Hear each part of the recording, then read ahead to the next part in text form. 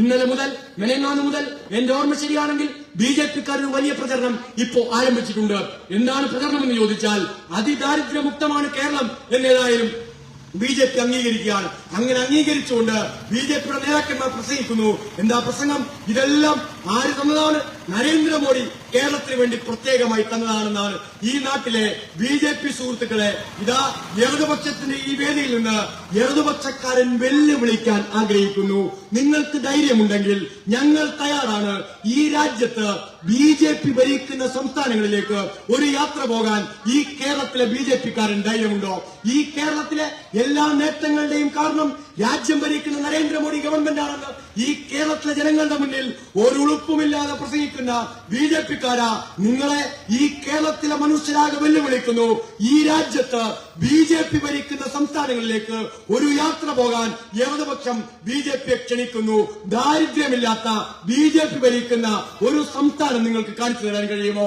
എല്ലാ കുഞ്ഞുങ്ങൾക്കും വിദ്യാഭ്യാസം ലഭിക്കുന്ന ഒരു നാട് ബിജെപി ഭരിക്കുന്നത് നിങ്ങൾക്ക് കാണിച്ചു തരാൻ കഴിയുമോ? എല്ലാ മനുഷ്യർക്കും ചികിത്സയ്ക്ക് സൗകര്യമുള്ള സർക്കാർ ആശുപത്രികളുള്ള ബിജെപി ഭരിക്കുന്ന ഒരു സംസ്ഥാനം നിങ്ങൾക്ക് ഈ രാജ്യത്ത് കാണിച്ചു തരാൻ കഴിയുമോ? ഗ്യാസ് സിലിണ്ടറുള്ള അടുക്കളകളുള്ള എല്ലാ കുടുംബങ്ങളിലും ഗ്യാസ് സിലിണ്ടർ എത്തിക്കാൻ കഴിഞ്ഞ ഒരു കുടുംബമുള്ള നാട് ബിജെപി ഭരിക്കുന്നത് നിങ്ങൾക്ക് കാണിച്ചു തരാൻ കഴിയുമോ? എല്ലാവർക്കും പാർപ്പിടമുള്ള ഒരു നാട് ബിജെപി ഭരിക്കുന്നത് ഈ രാജ്യത്ത് നിങ്ങൾക്ക് കാണിച്ചു തരാൻ കഴിയുമോ? എല്ലാവർക്കും ഭൂമിയുള്ള ഒരു നാട് നിങ്ങൾക്ക് ബിജെപി ഭരിക്കുന്നത് ഈ രാജ്യത്ത് കാണിച്ചു തരാൻ കഴിയുമോ? വർഗീയ വംശീയ കലാപങ്ങളില്ലാത്ത ബിജെപി ഭരിക്കുന്ന ഒരു സംസ്ഥാനം നിങ്ങൾക്ക് ഈ രാജ്യത്ത് കാണിച്ചു തരാൻ കഴിയുമോ? ഞങ്ങൾ വെല്ലുവിളിക്കുന്നു.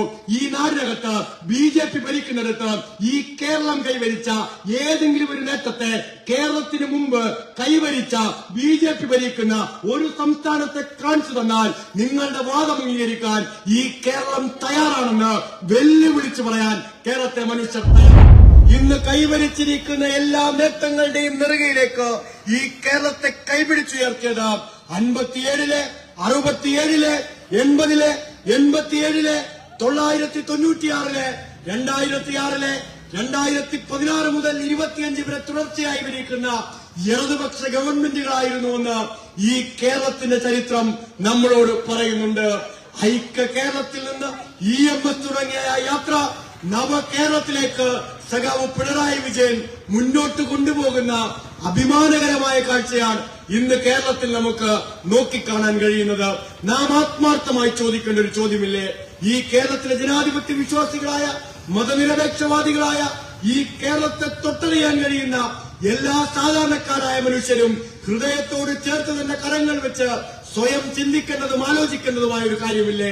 2016-ലാണ് സഖാവ് പിണറായി വിജയന്റെ ഗവൺമെന്റ് ഈ കേരളത്തിൽ അധികാരത്തിലേക്ക് വരുന്നത്. 2016 മുമ്പ് ഞാനും നിങ്ങളും ഈ കേരളത്തിലെ മനുഷ്യരും കണ്ട കേരളമാണോ 2025 നാം ഇന്ന് നോക്കിക്കാണുന്ന കേരളം?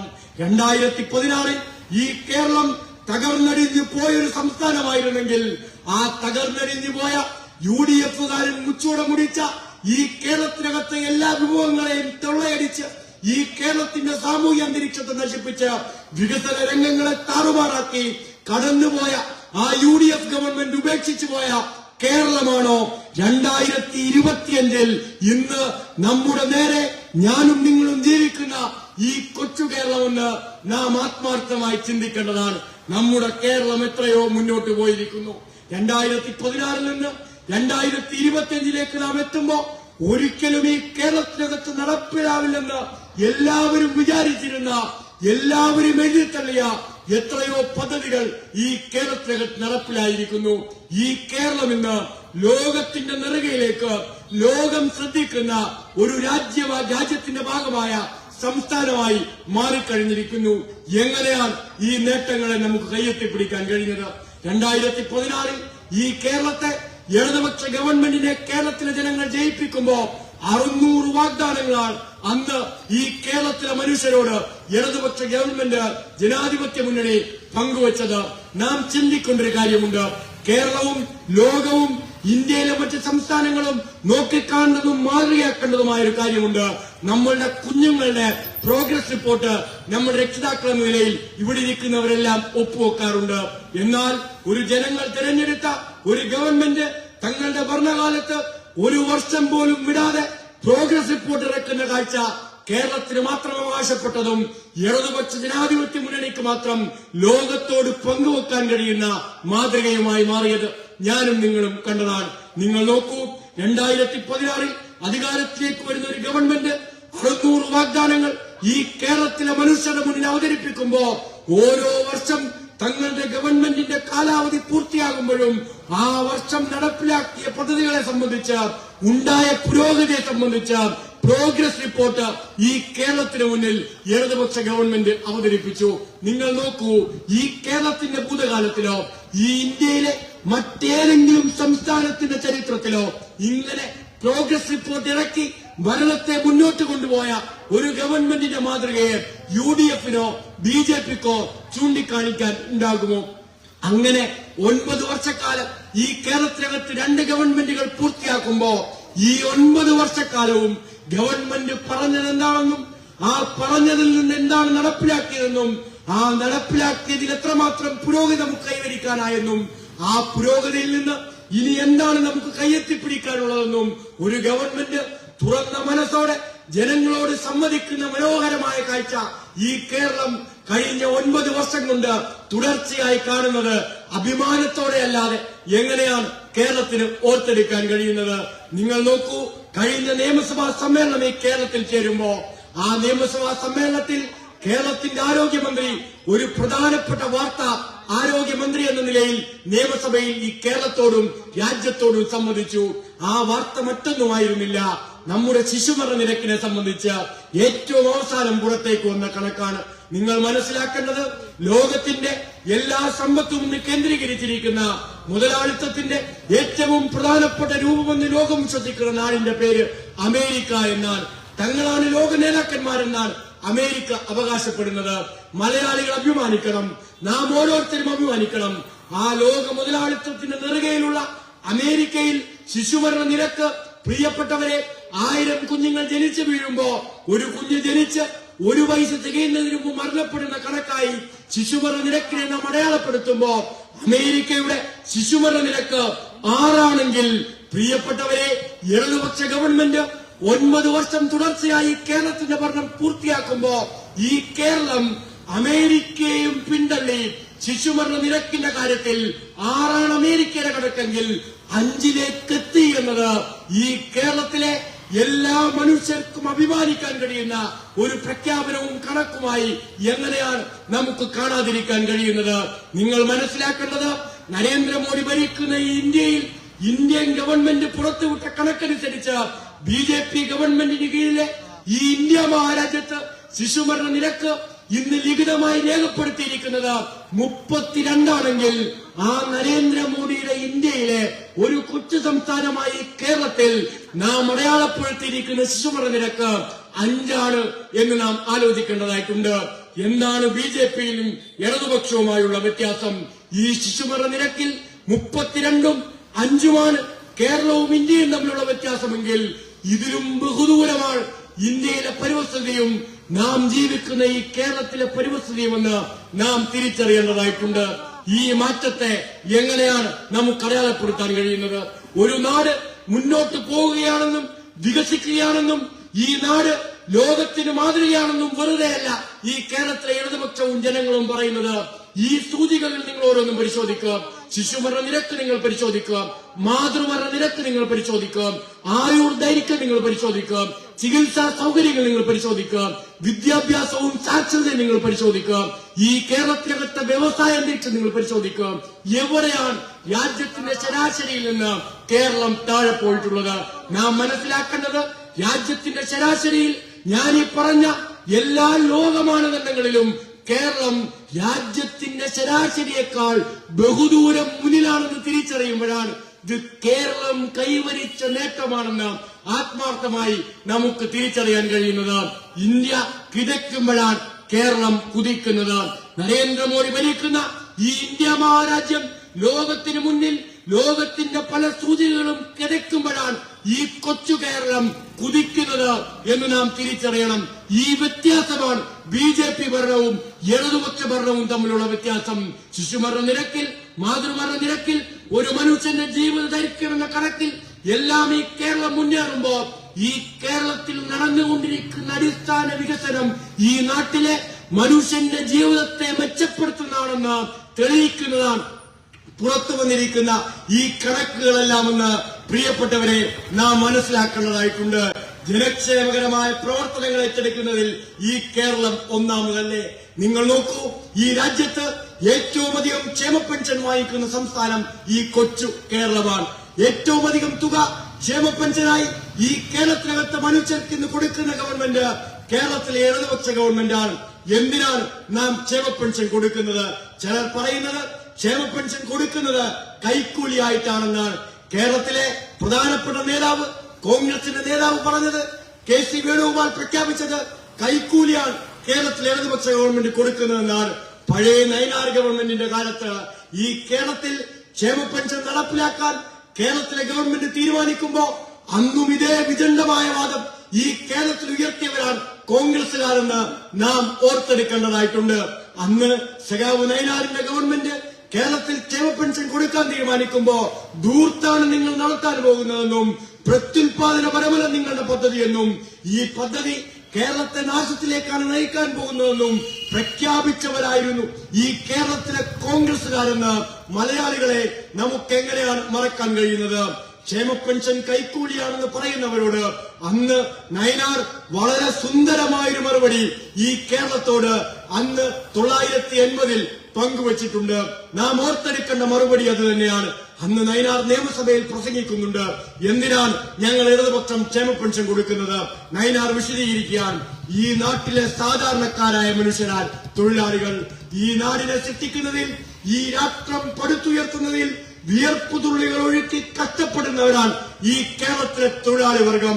ഞങ്ങൾ ഈ കൊടുക്കുന്ന ക്ഷേമ പെൻഷൻ ഉണ്ടല്ലോ, ഈ രാഷ്ട്രത്തിന്റെ സമ്പത്തിൽ ഈ നാട്ടിലെ തൊഴിലാളികൾക്ക് ഒരു പങ്കിന് അർഹതയുണ്ട് എന്ന പ്രഖ്യാപനമാണ് ക്ഷേമ പെൻഷനിലൂടെ ഞങ്ങൾ നടത്തുന്നത് എന്നാണ് അന്ന് നയനാർ കേരളത്തോട് വിളിച്ചു പറഞ്ഞത്. സഖാവ് നയനാറിന്റെ വാക്കുകൾ കടമെടുത്താൽ ഈ നാട്ടിലെ ഏറ്റവും സാധാരണക്കാരായ മനുഷ്യർ, തൊഴിലാളികളായ മനുഷ്യർ, നിരാലംബരായ മനുഷ്യർ, നിരാശ്രയരായ മനുഷ്യർ, ആ മനുഷ്യർക്ക് തന്റെ ജീവിതത്തിന്റെ അന്ത്യനാളുകളിലും പ്രയാസാനുഭവങ്ങളിലും ഈ കേരളത്തിനകത്ത് ജീവിതത്തെ മുന്നോട്ട് നയിക്കാൻ ഈ രാഷ്ട്രത്തിന്റെ സമ്പത്തിൽ നിന്ന് ഒരു പങ്കാണ് കേരളത്തിലെ ഇടതുപക്ഷ ഗവൺമെന്റ് ക്ഷേമ പെൻഷനായി ഇന്ന് കൊടുക്കുന്നത്. ഈ കേരളം ചർച്ച ചെയ്യുന്ന ഒരു പ്രധാനപ്പെട്ട വസ്തുതയില്ലേ? അന്ന് 1980-ൽ ക്ഷേമ പെൻഷൻ 45 രൂപ കൊടുക്കാൻ തീരുമാനിക്കുമ്പോ ആ കൊടുക്കാൻ തീരുമാനിച്ച ഗവൺമെന്റ് ഇടതുപക്ഷ ഗവൺമെന്റ് ആയിരുന്നില്ലേ? 45-ൽ നിന്ന് ക്ഷേമ പെൻഷൻ 60 ഇടതുപക്ഷ ഗവൺമെന്റ് ആയിരുന്നില്ലേ? 60-ൽ നിന്ന് ക്ഷേമ പെൻഷൻ 120 ഇടതുപക്ഷ ഗവൺമെന്റ് ആയിരുന്നില്ലേ? 120-ൽ നിന്ന് ക്ഷേമ പെൻഷൻ 400 ഇടതുപക്ഷ ഗവൺമെന്റ് ആയിരുന്നില്ലേ? 400-ൽ നിന്ന് ക്ഷേമ പെൻഷൻ 500 ഇടതുപക്ഷ ഗവൺമെന്റ് ആയിരുന്നില്ലേ? ആ 500-ൽ നിന്ന് ഉമ്മൻചാണ്ടിയുടെ അവസാന കാലം 600 പ്രഖ്യാപിച്ച് 18 മാസം കുടിശ്ശികയായി ഇറങ്ങിപ്പോകുമ്പോ ആ കുടിശ്ശിക ഉണ്ടായിരുന്ന തുകയും 600-ൽ നിന്ന് 1000-ആയും 1100-ആയും 1200-ഉം 300-ഉം 400-ഉം 500-ഉം 500-ഉം കടന്ന് 1600 ഒന്നാം പിണറായി വിജയൻ നേതൃത്വം കൊടുത്ത ഇടതുപക്ഷ ഗവൺമെന്റ് ആയിരുന്നില്ലേ? ഈ ഇടതുപക്ഷ ഗവൺമെന്റുകൾ ഈ കേരളത്തിൽ വന്നില്ലായിരുന്നെങ്കിൽ 1600-ലേക്ക് ഇന്നലെ വരെ എത്തി നിൽക്കുന്ന ഈ കേരളത്തിലെ സാമൂഹ്യ സുരക്ഷയുടെ നട്ടെല്ലായ ക്ഷേമ പെൻഷൻ ഈ കേരളത്തിനകത്ത് ഉണ്ടാകുമായിരുന്നോ? ഇടതുപക്ഷത്തെ നിങ്ങൾ വിമർശിച്ചോ? ഇടതുപക്ഷത്തെ നിങ്ങൾ കുറ്റം പറഞ്ഞോ? ഇടതുപക്ഷത്തിനെതിരെ നിങ്ങൾ അപവാദപ്രചരണം നടത്തിക്കോ? പക്ഷേ ഈ കേരളത്തിന്റെ ചരിത്രം പരിശോധിച്ചാൽ ക്ഷേമ പെൻഷൻ എന്ന പദ്ധതി ഈ കേരളത്തിന്റെ നട്ടെല്ലായി നിലനിൽക്കുമ്പോ ആ പദ്ധതിക്ക് വേണ്ടി ഇടതുപക്ഷ ഗവൺമെന്റ് സ്വീകരിച്ച നയസമീപനത്തെ എങ്ങനെയാണ് ഈ കേരളത്തിന് മറക്കാൻ കഴിയുന്നത്? നിങ്ങൾ മനസ്സിലാക്കേണ്ട ഒരു കാര്യമുണ്ട്. 2011 മുതൽ 2016 വരെ ഈ കേരളം UDF ഗവൺമെന്റ് ഭരിക്കുമ്പോ നിയമസഭയിൽ ഒരു ചോദ്യം വരുന്നുണ്ട് അവസാന നാളിൽ. നിങ്ങൾ ഈ കേരളം ഭരിക്കുമ്പോ എത്ര രൂപയാണ് ഈ കേരളത്തിനകത്ത് ക്ഷേമ പെൻഷന് വേണ്ടി ചിലവാക്കിയത്? കണക്ക് പുറത്തേക്ക് വരുമ്പോ 9000 കോടി രൂപയാണ് കേരളത്തിനകത്ത് 5 വർഷക്കാലത്തിനിടയ്ക്ക് UDF ഗവൺമെന്റ് ചിലവാക്കിയത്. അത് 2016 മുതൽ 21 വരെ ഇടതുപക്ഷ ഗവൺമെന്റിന്റെ ഒന്നാം ടേമിലേക്ക് വരുമ്പോ പ്രിയപ്പെട്ടവരെ 9000 ആയിരുന്നു UDF ഗവൺമെന്റിന്റെ പ്രധാനപ്പെട്ട ക്ഷേമ പെൻഷൻ പദ്ധതിക്ക് വേണ്ടിയുള്ള തുക ചെലവാക്കിയതിന്റെ കണക്കെങ്കിൽ അതേ 5 വർഷ കാലയളവിൽ ഇടതുപക്ഷം ഈ കേരളത്തിനകത്ത് ചെലവാക്കിയ തുക ഏതാണ്ട് 35,000 കോടിയാണ് എന്ന് തിരിച്ചറിയുമ്പോഴാണ് എന്താണ് ഇടതുപക്ഷവും UDF-ഉം തമ്മിലുള്ള വ്യത്യാസമെന്ന് നാം തിരിച്ചറിയേണ്ടത്. ഉമ്മൻചാണ്ടി കേരളം ഭരിക്കുമ്പോ 5 വർഷം ഭരിച്ചപ്പോ ആ 5 വർഷം ഭരിച്ചപ്പോൾ അതേ മാസത്തിന്റെ കണക്ക് തന്നെയാണ് സഖാവ് പിണറായി വിജയൻ കേരളം ഭരിക്കുമ്പോഴുള്ള മാസത്തിന്റെ കണക്കും. മാസം മാറിയിട്ടില്ല, പക്ഷേ തുക മാറി. തുക കൃത്യമായി വീട്ടിലെത്താൻ തുടങ്ങി. ക്ഷേമ പെൻഷൻ ഈ കേരളത്തിനകത്ത് സാധാരണക്കാർക്ക് ഒരു ഗ്യാരണ്ടിയായി മാറിയത് ഇടതുപക്ഷം ഭരിക്കുമ്പോഴായിരുന്നില്ലേ? ഇടതുപക്ഷം ക്ഷേമ പെൻഷൻ തരുമെന്ന് പ്രഖ്യാപിച്ചാൽ അത് കിട്ടും എന്ന വിശ്വാസം ഈ കേരളത്തിനകത്തുണ്ടായത് 2016 മുതൽ ഇടതുപക്ഷ ഗവൺമെന്റ് ക്ഷേമ പെൻഷൻ കൊടുക്കാൻ തുടങ്ങിയതിനു ശേഷമല്ലേ? അതുവരെ ക്ഷേമ പെൻഷൻ ഒരിക്കലും ഈ കേരളത്തിനകത്ത് കിട്ടാത്ത എന്തോ ഒരു സ്വർഗമാണെന്നാണ് കേരളത്തിനകത്തെ മനുഷ്യർ വിചാരിച്ചിരുന്നത്. അതിനെ മനുഷ്യന്റെ ജീവിതവുമായി ബന്ധപ്പെടുത്തിയത് കേരളത്തിലെ ഇടതുപക്ഷ ഗവൺമെന്റാണ്. ഇന്നിതാ കേരളത്തിലെ മുഖ്യമന്ത്രി സഖാവ് പിണറായി വിജയൻ പ്രഖ്യാപിച്ചിരിക്കുന്നു, ഈ മാസം മുതൽ, നവംബർ മാസം മുതൽ കേരളത്തിനകത്ത് കിട്ടാൻ പോകുന്ന ക്ഷേമ പെൻഷൻ എന്ന് പറയുന്നത് 1,600 ആയിരുന്നു കഴിഞ്ഞ ഒക്ടോബർ മാസം വരെയെങ്കിൽ നവംബർ മാസത്തിലേക്ക് എത്തുമ്പോ ആ ക്ഷേമ പെൻഷൻ 2,000 ഈ കേരളത്തിനകത്ത് ഉയർത്താൻ തീരുമാനിച്ചിരിക്കുന്നു. ഈ മാറ്റം കേരളത്തിനകത്ത് ഇടതുപക്ഷം സംഭാവന ചെയ്ത മാറ്റമല്ലേ? ഒന്നാമത്തെ, ഈ കേരളത്തിനകത്ത് UDF ഗവൺമെന്റ് 2011 മുതൽ 16 വരെ കേരളം ഭരിച്ചപ്പോ നിയമസഭയിൽ ഉദ്ധരിച്ച കണക്ക് ശരിയാണെങ്കിൽ 3,146 വീടുകളാണ് ഈ കേരളത്തിനകത്ത് UDF ഗവൺമെന്റ് പണിഞ്ഞു കൊടുത്തത്. വീടില്ലാത്തവർ ലിസ്റ്റ് UDF ഗവൺമെന്റ് എടുത്തിട്ട് തലാണിയുടെ അടിയിൽ മടക്കി വെച്ചതല്ലാതെ നിരാലംബരായ ഒരു മനുഷ്യർക്കും വീട് വെച്ചു കൊടുക്കാൻ ഇവർ തയ്യാറായതേയില്ല. കേരളം മറന്നുപോയിക്കൂടാത്ത ഒരനുഭവം ഞാൻ ഓർമ്മിപ്പിക്കാൻ ആഗ്രഹിക്കുന്നു. പെരുമ്പാവൂരിൽ ജിഷ എന്ന് പറയുന്ന ഒരു പെൺകുട്ടിയെ ഈ സംസ്ഥാനത്തേക്ക് ജോലിക്ക് വന്ന ഒരു അന്യ സംസ്ഥാന തൊഴിലാളി ക്രൂരമായി ബലാത്സംഗം ചെയ്ത് കൊലപ്പെടുത്തിയപ്പോ ആ അമ്മ തന്റെ മകളുടെ മൃതശരീരത്തിന് മുന്നിലിരുന്ന് ഏങ്ങലടിച്ച് കരയുമ്പോ ഒരു വാചകം ഈ കേരളത്തോട് പറഞ്ഞിരുന്നു. ആ വാചകം ഇങ്ങനെയായിരുന്നു: എനിക്കും എന്റെ മക്കൾക്കും കിടന്നുറങ്ങാൻ അടച്ചുറപ്പുള്ളൊരു വീടുണ്ടായിരുന്നെങ്കിൽ എന്റെ മകൾ ഇന്നും എന്നോടൊപ്പം ജീവനോടെ ഉണ്ടാകുമായിരുന്നു. പ്രിയപ്പെട്ടവരെ, ആ അമ്മയുടെ കണ്ണുനീരിൽ നിന്നാണ് ഇടതുപക്ഷ ഗവൺമെന്റ് 2016 അധികാരം വെച്ചെടുക്കുന്നത്. 2016 അധികാരം വെച്ചെടുത്ത് 2025 കേരളം എത്തുമ്പോ ഏറ്റവും അഭിമാനകരമായി കേരളത്തിലെ ഇടതുപക്ഷ ഗവൺമെന്റ് ഈ കേരളത്തിലെ ജനങ്ങളോട് പങ്കുവെക്കാൻ ആഗ്രഹിക്കുന്ന ഏറ്റവും പ്രധാനപ്പെട്ട ഭരണനേട്ടങ്ങളിൽ ഏറ്റവും സവിശേഷമായത് ഈ കേരളത്തിനകത്ത് കിടന്നുറങ്ങാൻ അടച്ചുറപ്പുള്ള വീടില്ലാത്ത ഏതാണ്ട് 4.25 ലക്ഷം വരുന്ന മനുഷ്യരുണ്ടല്ലോ. ആകാശത്തേക്ക് നോക്കി നക്ഷത്രങ്ങളെയും ചന്ദ്രനെയും ഭയപ്പാടോടെ നോക്കി കിടന്നുറങ്ങാൻ വിധിക്കപ്പെട്ട ഈ കേരളത്തിനകത്തെ സാധാരണക്കാരായ മനുഷ്യർ, ആ മനുഷ്യർക്ക് ലൈഫിലൂടെ ജീവിതം കൊടുത്ത ഗവൺമെന്റാണ് ഈ കേരളത്തിലെ ഇടതുപക്ഷ ഗവൺമെന്റ് എന്നത് നമുക്ക് അഭിമാനിക്കാൻ കഴിയുന്ന ഏറ്റവും പ്രധാനപ്പെട്ട വിഷയമല്ലേ?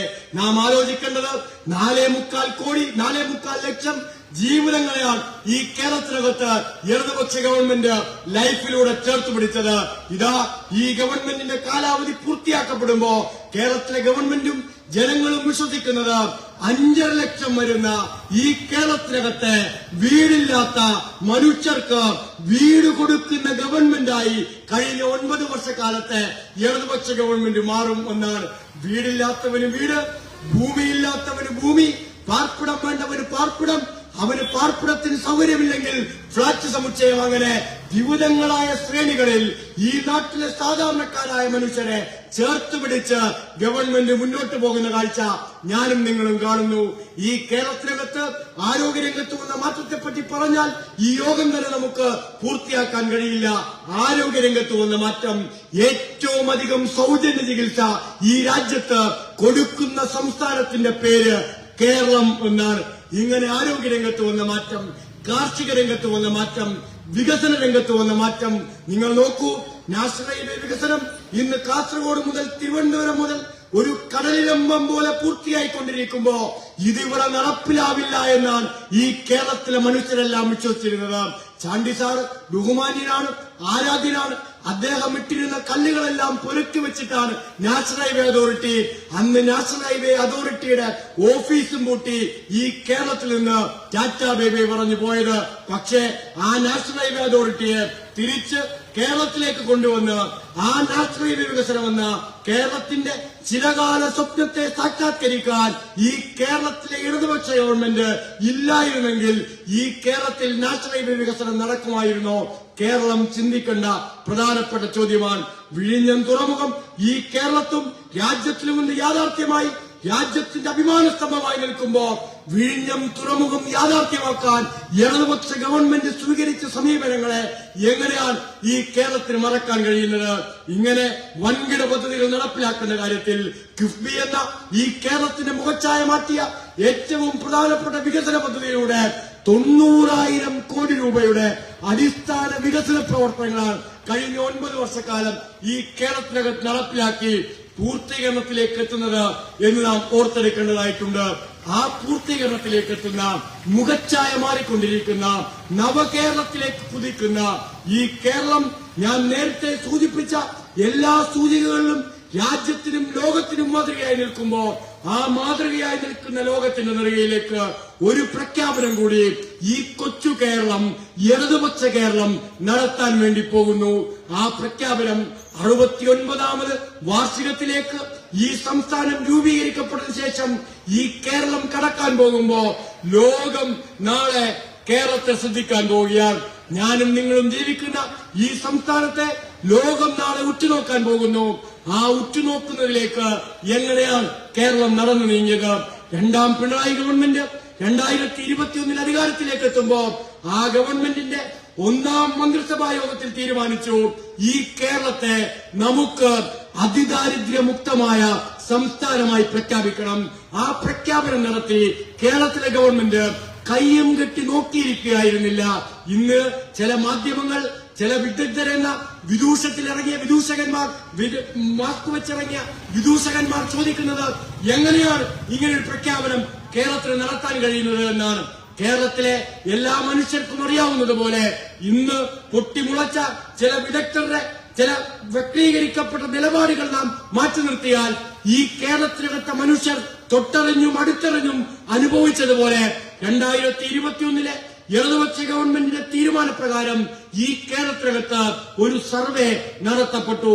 ആ സർവേ മറ്റൊന്നുമായിരുന്നില്ല, ഈ കേരളത്തിനകത്ത് വിവിധ മാനദണ്ഡങ്ങൾ തീരുമാനിക്കപ്പെട്ട ആ മാനദണ്ഡ പ്രകാരം ഈ കേരളത്തിനകത്ത് അതിദരിദ്രരായ മനുഷ്യരാരൊക്കെയാണ് എന്ന് കണ്ടെത്താനാണ് ആ സർവേ നടത്തപ്പെട്ടത്. ആ സർവേ ഈ കേരളത്തിനകത്ത് നടക്കുമ്പോൾ എല്ലാ വീടുകളിലേക്കും വന്ന് വിവിധ മാനദണ്ഡ പ്രകാരം ആ സർവേ പൂർത്തിയാക്കി ഒരു കരട് ലിസ്റ്റ് ഈ കേരളത്തിനകത്ത് പ്രസിദ്ധീകരിക്കപ്പെട്ടു. ആ കരട് ലിസ്റ്റ് പ്രസിദ്ധീകരിക്കപ്പെട്ട ശേഷം ഞാനും നിങ്ങളും ഒരു മനുഷ്യനായാൽ കേരളത്തിൽ ജീവിച്ചാൽ എല്ലാ വർഷവും 2 തവണ മുടങ്ങാതെ ചേരുന്ന ഒരു സഭയാണ് നമ്മുടെ നാട്ടിലെ ഗ്രാമസഭ.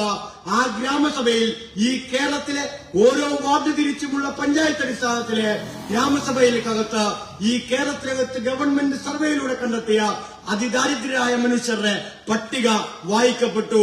ജനങ്ങൾ ചർച്ച ചെയ്തു. ഇവർ യഥാർത്ഥ ഗുണഭോക്താക്കളെന്ന് കണ്ടെത്തി. കഴിഞ്ഞ 4 വർഷം ആ പട്ടികയിൽപ്പെട്ട മനുഷ്യരെ, അവരുടെ ജീവിത നിലവാരങ്ങളെ എങ്ങനെയാണോ മെച്ചപ്പെടുത്തേണ്ടത്, ആ മെച്ചപ്പെടുത്തേണ്ട ഓരോ മനുഷ്യന്റെയും ഓരോ ജീവിതങ്ങളെയും വെവ്വേറെ കണ്ട് ആ ജീവിതങ്ങളിൽ എന്ത് കൈത്താങ്ങാണ് വേണ്ടത് എന്ന് മനസ്സിലാക്കി ആ തിരിച്ചറിവിന്റെ അടിസ്ഥാനത്തിൽ ജോലി വേണ്ടവർക്ക് ജോലി, പാർപ്പിടം വേണ്ടവർക്ക് പാർപ്പിടം, ഭൂമിയും വീടും വേണ്ടവർക്കത്, പരിചരിക്കാൻ സഹായം വേണ്ടവർക്ക് അങ്ങനെ, ഭക്ഷണത്തിന് സഹായം വേണ്ടവർക്ക് അങ്ങനെ എന്ത് സഹായമാണ് ഈ മനുഷ്യർക്ക് വേണ്ടത് എന്ന് കണ്ടെത്തി ആ മനുഷ്യർക്ക് വേണ്ട സഹായം കഴിഞ്ഞ 4 വർഷക്കാലം സമയമെടുത്ത് തുടർച്ചയായി നൽകിയതിനു ശേഷമാണ് കേരളം ഈ പ്രഖ്യാപനത്തിലേക്ക് കടക്കുന്നത്.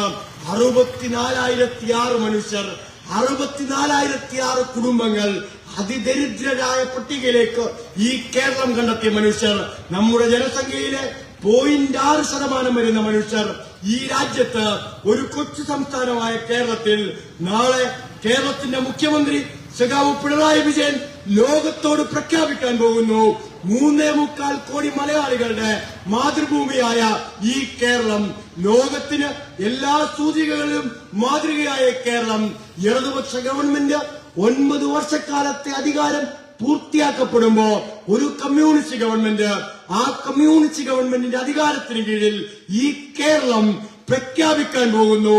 കേരളം കണ്ടെത്തിയ 64,006 മനുഷ്യരെ, അവരുടെ ജീവിത നിലവാരങ്ങളെ ഒരു ശരാശരി മനുഷ്യന്റെ ജീവിത നിലവാരത്തിലേക്ക് ഉയർത്തി.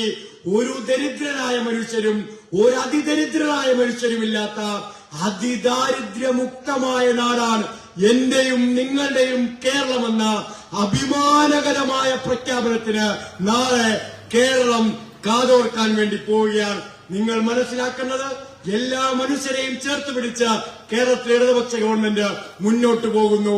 പട്ടിണിയില്ലാത്ത, സങ്കടങ്ങളില്ലാത്ത, വേവലാതികളില്ലാത്ത, നമ്മുടെ കുഞ്ഞുങ്ങൾക്ക് ഏറ്റവും ഉയർന്ന നിലവാരത്തിലുള്ള വിദ്യാഭ്യാസം ലഭിക്കുന്ന, നല്ല ആരോഗ്യ പരിരക്ഷ ലഭിക്കുന്ന, നല്ല റോഡുകളും പാലങ്ങളും എല്ലാ ജനങ്ങളുടെയും ആഗ്രഹപ്രകാരം പണിതുകൊണ്ടിരിക്കുന്ന, വ്യവസായ രംഗത്ത് മാറ്റങ്ങൾ വരുന്ന, തൊഴിൽ രംഗത്ത് മാറ്റങ്ങൾ വരുന്ന, PSCയിലൂടെ കേരളത്തിനകത്തെ ചെറുപ്പക്കാർക്ക് തൊഴിൽ കൊടുക്കുന്ന, ജനങ്ങളുടെ അഭിലാഷം തിരിച്ചറിഞ്ഞ് മുന്നോട്ട് പോകുന്ന ഒരു ഗവൺമെന്റാണ് ഈ കേരളത്തിന്റെ കരുത്തെന്ന് നാം തിരിച്ചറിയുകയാണ്.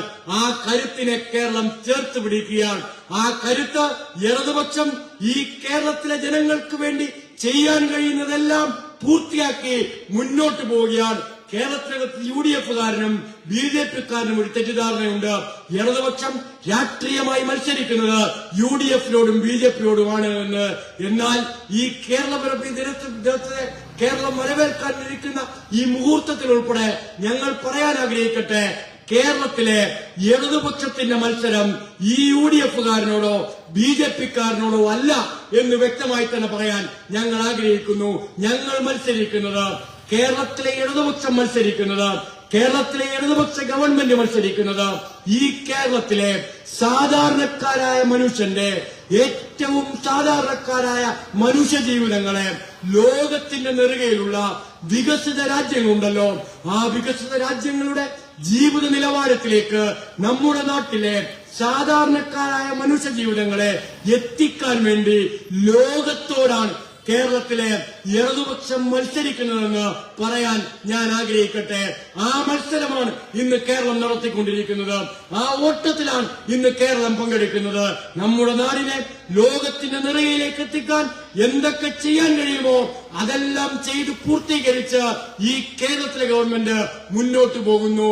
ഇന്ന് ഈ കേരളത്തിലേക്ക് സൂക്ഷ്മമായി ഞാനും നിങ്ങൾ നോക്കിയാൽ കരയുന്ന, പ്രയാസമനുഭവിക്കുന്ന ഒരൊറ്റ വിഭാഗത്തെ മാത്രമേ നമുക്ക് കാണാൻ കഴിയൂ. നിർഭാഗ്യവശാൽ ആ കരയുന്ന, പ്രയാസമനുഭവിക്കുന്ന ഒരു വിഭാഗം ഇന്ന് കേരളത്തിലുള്ളത് പ്രതിപക്ഷവും BJPയുമാണ് എന്ന് നാം തിരിച്ചറിയേണ്ടതായിട്ടുണ്ട്. ആ പ്രതിപക്ഷത്തിന്റെയും BJPയുടെയും കണ്ണീരിന് നിർഭാഗ്യവശാൽ കേരളത്തിലോ ഇടതുപക്ഷത്തിനോ മാറ്റം കൊണ്ടുവരാൻ സാധിക്കില്ല. കാരണം കേരളത്തിലെ അതിദാരിദ്ര്യ വിമുക്ത നാടായി പ്രഖ്യാപിച്ച് കേരളത്തിലെ വികസനത്തിന്റെ കൊടുമുടിയിലേക്ക് ഇടതുപക്ഷ ഗവൺമെന്റ് നയിക്കുമ്പോ കേരളത്തിലെ മനുഷ്യരാകെ ഈ ഇടതുപക്ഷത്തെ ചേർത്ത് പിടിക്കുമ്പോൾ പൊട്ടിക്കരയാനല്ലാതെ മറ്റെന്തിനാണ് UDFനും BJPക്കും കഴിയുക? ഇന്നലെ മുതൽ, മെനങ്ങാന്ന് മുതൽ എന്റെ ഓർമ്മ ശരിയാണെങ്കിൽ BJPക്കാരന് വലിയ പ്രചരണം ഇപ്പോ ആരംഭിച്ചിട്ടുണ്ട്. എന്താണ് പ്രചരണം എന്ന് ചോദിച്ചാൽ, അതിദാരിദ്ര്യമുക്തമാണ് കേരളം എന്നേതായാലും BJP അംഗീകരിക്കുകയാണ്. അങ്ങനെ അംഗീകരിച്ചുകൊണ്ട് BJPയുടെ നേതാക്കന്മാർ പ്രസംഗിക്കുന്നു. എന്താ പ്രസംഗം? ഇതെല്ലാം ആര് തന്നതാണ്? നരേന്ദ്രമോദി കേരളത്തിന് വേണ്ടി പ്രത്യേകമായി തന്നതാണെന്നാണ്. ഈ നാട്ടിലെ BJP സുഹൃത്തുക്കളെ, ഇതാ ഇടതുപക്ഷത്തിന്റെ ഈ വേദിയിൽ നിന്ന് ഇടതുപക്ഷക്കാരൻ വെല്ലുവിളിക്കാൻ ആഗ്രഹിക്കുന്നു. നിങ്ങൾക്ക് ധൈര്യമുണ്ടെങ്കിൽ ഞങ്ങൾ തയ്യാറാണ് ഈ രാജ്യത്ത് BJP ഭരിക്കുന്ന സംസ്ഥാനങ്ങളിലേക്ക് ഒരു യാത്ര പോകാൻ. ഈ കേരളത്തിലെ BJPക്കാരൻ ധൈര്യമുണ്ടോ? ഈ കേരളത്തിലെ എല്ലാ നേട്ടങ്ങളുടെയും കാരണം രാജ്യം ഭരിക്കുന്ന നരേന്ദ്രമോദി ഗവൺമെന്റ് ആണെന്ന് ഈ കേരളത്തിലെ ജനങ്ങളുടെ മുന്നിൽ ഒരു ഉളുപ്പുമില്ലാതെ പ്രസംഗിക്കുന്ന BJPക്കാരാ, നിങ്ങളെ ഈ കേരളത്തിലെ മനുഷ്യരാകെ വെല്ലുവിളിക്കുന്നു. ഈ രാജ്യത്ത് BJP ഭരിക്കുന്ന സംസ്ഥാനങ്ങളിലേക്ക് ഒരു യാത്ര പോകാൻ ഇടതുപക്ഷം BJPയെ ക്ഷണിക്കുന്നു. ദാരിദ്ര്യമില്ലാത്ത BJP ഭരിക്കുന്ന ഒരു സംസ്ഥാനം നിങ്ങൾക്ക് കാണിച്ചു തരാൻ കഴിയുമോ? എല്ലാ കുഞ്ഞുങ്ങൾക്കും വിദ്യാഭ്യാസം ലഭിക്കുന്ന ഒരു നാട് BJP ഭരിക്കുന്നത് നിങ്ങൾക്ക് കാണിച്ചു തരാൻ കഴിയുമോ? എല്ലാ മനുഷ്യ മനുഷ്യർക്കും ചികിത്സയ്ക്ക് സൗകര്യമുള്ള സർക്കാർ ആശുപത്രികളുള്ള BJP ഭരിക്കുന്ന ഒരു സംസ്ഥാനം നിങ്ങൾക്ക് ഈ രാജ്യത്ത് കാണിച്ചു തരാൻ കഴിയുമോ? ഗ്യാസ് സിലിണ്ടറുള്ള, അടുക്കളകളുള്ള, എല്ലാ കുടുംബങ്ങളിലും ഗ്യാസ് സിലിണ്ടർ എത്തിക്കാൻ കഴിഞ്ഞ ഒരു കുടുംബമുള്ള നാട് BJP ഭരിക്കുന്നത് നിങ്ങൾക്ക് കാണിച്ചു തരാൻ കഴിയുമോ? എല്ലാവർക്കും പാർപ്പിടമുള്ള ഒരു നാട് BJP ഭരിക്കുന്നത് ഈ രാജ്യത്ത് നിങ്ങൾക്ക് കാണിച്ചു തരാൻ കഴിയുമോ? എല്ലാവർക്കും ഭൂമിയുള്ള ഒരു നാട് നിങ്ങൾക്ക് BJP ഭരിക്കുന്നത് ഈ രാജ്യത്ത് കാണിച്ചു തരാൻ കഴിയുമോ? വർഗീയ വംശീയ കലാപങ്ങളില്ലാത്ത BJP ഭരിക്കുന്ന ഒരു സംസ്ഥാനം നിങ്ങൾക്ക് ഈ രാജ്യത്ത് കാണിച്ചു തരാൻ കഴിയുമോ? ഞങ്ങൾ വെല്ലുവിളിക്കുന്നു. ഈ നാടിനകത്ത് BJP ഭരിക്കുന്നിടത്ത് ഈ കേരളം കൈവരിച്ച ഏതെങ്കിലും ഒരു നേട്ടത്തെ കേരളത്തിന് മുമ്പ് കൈവരിച്ച BJP ഭരിക്കുന്ന ഒരു സംസ്ഥാനത്തെ കാണിച്ചു തന്നാൽ നിങ്ങളുടെ വാദം അംഗീകരിക്കാൻ ഈ കേരളം തയ്യാറാണെന്ന് വെല്ലുവിളിച്ചു പറയാൻ കേരളത്തെ മനുഷ്യർ തയ്യാറാവുകയാണ്. നിങ്ങൾ നോക്കൂ, ബീഹാറിൽ ഇപ്പോൾ തെരഞ്ഞെടുപ്പ് നടക്കുന്നു.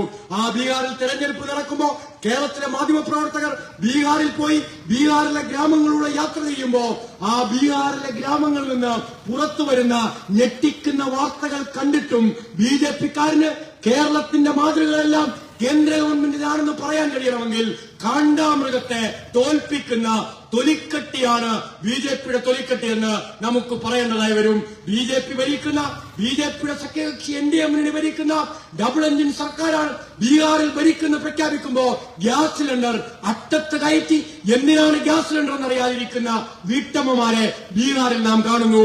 പള്ളിക്കൂടങ്ങൾ അടച്ചുപൂട്ടി എരുമയെയും പോത്തിനെയും പശുവിനെയും കെട്ടുന്ന കാഴ്ച ബീഹാറിൽ നാം കാണുകയാണ്. വ്യാജ ഡോക്ടർമാർ മെഡിക്കൽ സ്റ്റോറുകൾ പോലെ ക്ലിനിക്കുകൾ നടത്തുന്ന കാഴ്ച ബീഹാറിൽ നാം കാണുകയാണ്. അധ്യാപകരില്ലാത്ത പള്ളിക്കൂടങ്ങളെ നാം കാണുന്നു. പഠിക്കാൻ പോകാൻ പാങ്ങില്ലാത്ത നിർധനരായ വിദ്യാർത്ഥികളെ ബീഹാറിൽ നാം കാണുന്നു. ഇത് ബീഹാറിന്റെ മാത്രം കാഴ്ചയല്ല. ഉത്തർപ്രദേശിന്റെ, മധ്യപ്രദേശിന്റെ, രാജസ്ഥാന്റെ, ബീഹാറിന്റെ, ഇങ്ങനെ BJP ഭരിക്കുന്ന മറ്റൊട്ടനേകം വരുന്ന സംസ്ഥാനങ്ങളുടെ നേർചിത്രമാണിതെന്ന് പ്രിയപ്പെട്ടവരെ നാം മനസ്സിലാക്കേണ്ടതായിട്ടുണ്ട്. പണ്ട് കോവിഡ് സമയത്ത് ഈ കേരളത്തിലത്തെ ഗവൺമെന്റ് ജനങ്ങൾ വീടിനകത്ത് അടയ്ക്കപ്പെട്ടപ്പോ കിറ്റ് കൊടുക്കാൻ തീരുമാനിച്ചപ്പോ അന്നത്തെ BJP നേതാവിന്റെ പ്രസംഗം, കിറ്റ് കേരളത്തിനകത്ത് കൊടുക്കുമ്പോ കവർ മാത്രമാണ് ഇടതുപക്ഷത്തിന്റെ, ബാക്കിയെല്ലാം BJP-ക്കാർ തന്നെയാണെന്നാണ് നാം അന്ന് ചോദിച്ച ഒരു ചോദ്യമുണ്ട്. അങ്ങനെ എല്ലാം തന്നത് കേന്ദ്ര ഗവൺമെന്റ് ആണെങ്കിൽ BJP ഭരിക്കുന്ന സംസ്ഥാനങ്ങളിൽ അന്ന് എന്തുകൊണ്ടാണ് മനുഷ്യർക്ക് കിലോമീറ്ററുകളോളം റെയിൽ പാളങ്ങളിലൂടെ നടന്നുപോയി ആഹാരം തേടേണ്ട കാഴ്ച ഈ രാജ്യത്തിന് കാണേണ്ടി വന്നത്? ആഹാരത്തിന് വേണ്ടി വരുന്ന മനുഷ്യർ കോവിഡ് സമയത്ത് പോലും അടിപിടി കൂടുന്ന കാഴ്ച ഈ രാജ്യത്തിന് BJP ഭരിക്കുന്ന സംസ്ഥാനങ്ങളിൽ എന്തുകൊണ്ടാണ് കാണേണ്ടി വന്നത്? ഇങ്ങനെ കേരളത്തെ ചേർത്ത് പിടിച്ചിടതുപക്ഷ ഗവൺമെന്റിനെ എല്ലാം BJP-യാണ് തരുന്നതെന്ന വ്യാജപ്രചരണം നടത്തിയാൽ അത് വിശ്വസിക്കാൻ മാത്രം മണ്ടന്മാരല്ല ഈ കേരളത്തിലെ മനുഷ്യരെന്ന് BJP-ക്കാരൻ മനസ്സിലാക്കുന്നത് വളരെ നന്നാവും. നിങ്ങൾക്കൊരു ഭരണ പങ്കാളിത്തവും ഇല്ലാത്ത, നിങ്ങൾക്കൊരു MLA പോലും ഇല്ലാത്ത, നിങ്ങൾക്ക് ഈ കേരളത്തിന്റെ ഭരണത്തിൽ ഒരു സ്വാധീനവുമില്ലാത്ത ഈ കേരളത്തിലാണ് അതിദാരിദ്ര്യമുക്തമായി പ്രഖ്യാപിക്കപ്പെടുന്ന ഒന്നാമത്തെ സംസ്ഥാനമായി മാറുന്നത് എന്നിടത്തു നിന്ന് തന്നെ BJP ഇല്ലെങ്കിൽ നാട് വികസിക്കുമെന്ന മുദ്രാവാക്യം കൂടിയാണ് കേരളം പങ്കുവെക്കുന്നതെന്ന് നാം തിരിച്ചറിയേണ്ടതായിട്ടുണ്ട്. ഇങ്ങനെ മുന്നേറുന്ന ഈ കേരളം നമുക്ക് അഭിമാനമല്ല, നമുക്ക് ആവേശമാണ്.